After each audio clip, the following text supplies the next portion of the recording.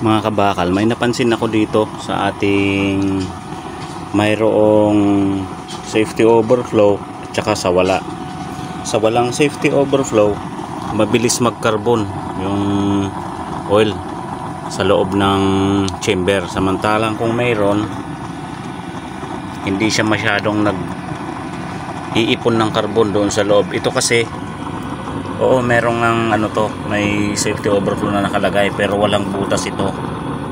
Kasi yung isa, tinesting ko na kapag walang butas, so parang wala rin itong safety overflow kasi walang butas ito, threaded yan.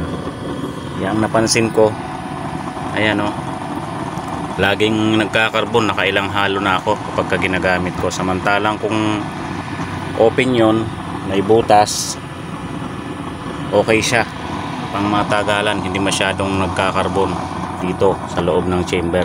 Kaya yon ang isang advantage ng mayroong safety overflow.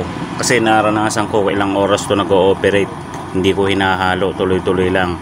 So pure use motor oil yung ginagamit ko. So yun ang isang advantage ng mayroong safety overflow, mga kabakal. So ngayon alam nyo na, kasi sinishare ko kasi nararanasan ko yon. Kung ano ang napapansin ko dito sa ating gamit, so i-share ko sa inyo. Yun ang napansin kong advantage ng mayroong safety overflow.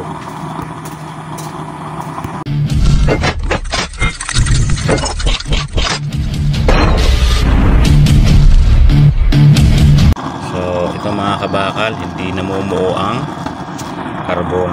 May nabubuo pero konti lang, hindi kagaya nung walang butas yung ating safety overflow na talagang namumuo ang carbon dyan.